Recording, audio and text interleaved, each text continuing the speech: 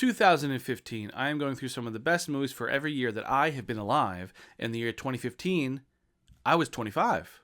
Will's doing it. And I know this is not every movie that came out in 2015. These are just some of my favorites and some of the ones that stuck out for me in the year.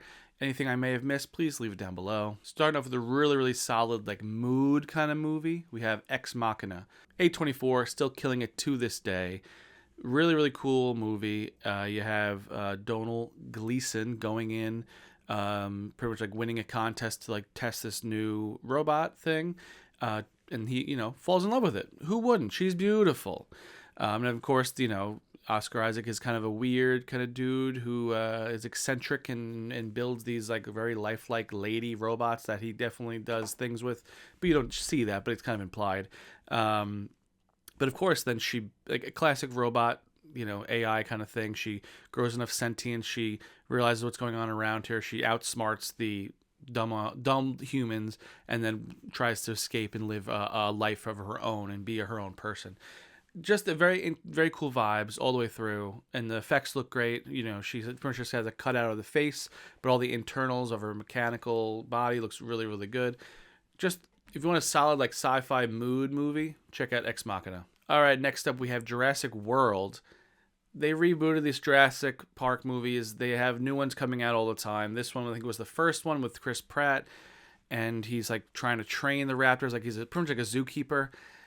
I don't know, something about these movies, these newer Jurassic Park movies, they just kind of lose their sparkle. The original ones had such awe and amazement. Yeah, they were the first movie that came out like this, so it was oh my gosh, look at it. But it had this something that just it lost its luster nowadays. I think everything being fully CG, yes, maybe looks technically more realistic, I guess, but it just seems more fake. Everything's more colorful and more fake. Something about the original Jurassic Park just has such realness to it. And even though it's, older technology, more stop motion-y things, more animatronics, all this different stuff, but that had just such texture and realness to it that you just don't get with this new stuff.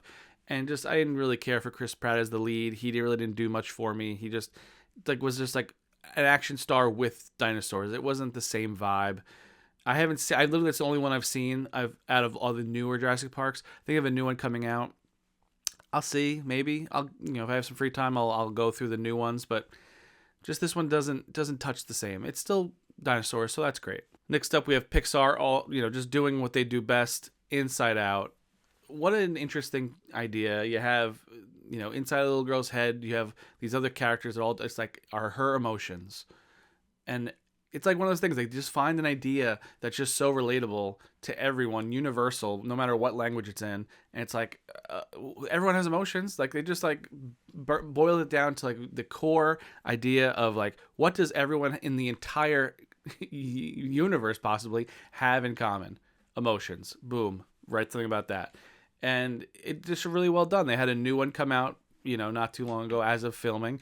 And they're just building on it because the girl is growing up. So it's more emotions come in. Maybe things become more complex. I think they can kind of go, Inside Out 3, Inside Out 4, Inside Out 5. And then eventually she's a grandmother. They just keep going until she's an elderly woman. And then then we start it over with her grandchild in the new day and age that'll be in with, could be 20 years. They're building something. It could be pretty crazy. But Inside Out, just wonderful movie. Can't beat it. Next on the list, let's talk about family. We got Fast and the Furious 7, which I think is just called Furious 7. This is the one that, unfortunately, Paul Walker did pass away. So they had to do a lot of different little, CG tricks. I think he had his brother standing in for him, and they just kind of replaced his face a little bit. And of course, we have the sad montage at the end where they're driving together and their cars part because he's going. But even though in the movie universe he hasn't died, he's just always home watching their kid or something, or babysitting or doing something. So that's kind of how they wrote him out. But obviously, everyone knowing watching the movie is oh, Paul Walker passed away. This is very sad. And of course, they do a good job of it. The song's great. And of course the action of the movie is great. That's the standout of this movie in particular. Yeah. R.I.P. Paul Walker.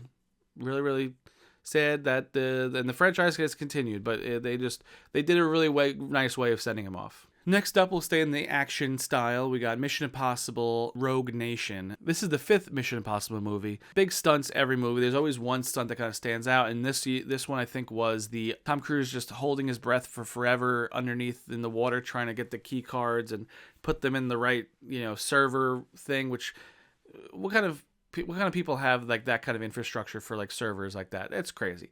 But anyway, he holds his breath. He holds on the side of a plane in this one. It's always just upping himself every time. He's just upping himself. You have Rebecca Ferguson, I think, comes in this one. Action's great. It's always great. I'm wondering how long Tom Cruise will do this for. He has I think a new, as of filming this, he has a new one coming out. This is like, kind of seems like a final, but we'll see. I don't know. I'm excited, and I don't know what he's gonna do. How it will just completely be done because this is like Tom Cruise's franchise, or he'll hand it off. Next up, we have Chappie. This is the same people that brought you District 9. It's about a robot who they kind of put a sentience in pretty much and teach him things and, what's right, what's wrong. The most interesting thing about this is how they kind of did the VFX on it, and it's like a fully CG, robot character. But they had a guy completely acted out with them who's doing the voice of Chappie, the whole thing, and wear, maybe like a little bit of an outfit and like mocap kind of thing. And they filmed him doing everything in the scene, probably just so the other actors had like an eye line and all this kind of stuff.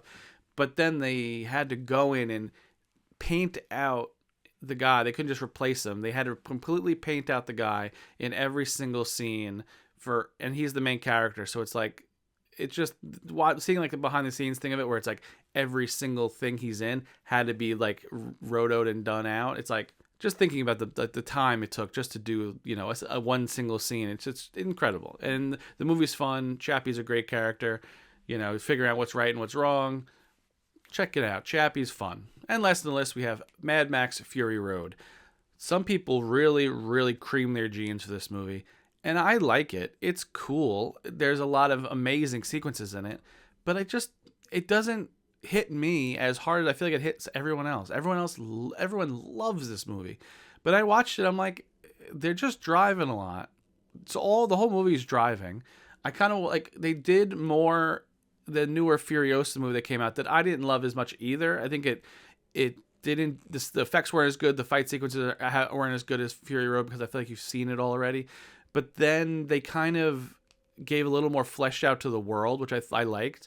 I guess I haven't seen the other earlier like 80s Mad Max to really understand like the world, like this post-apocalyptic kind of like world we live in. So I guess that maybe like that's my bad. But I like diving deeper into worlds and stories and things like that, opposed to just like this is like a snapshot of it. Because I'm like, I don't know who the people in Gastown versus the people in this, like who's the leaders, how the world become like this, all this kind of stuff is interesting to me and kind of just missed it. But visually, it's great. The action's great.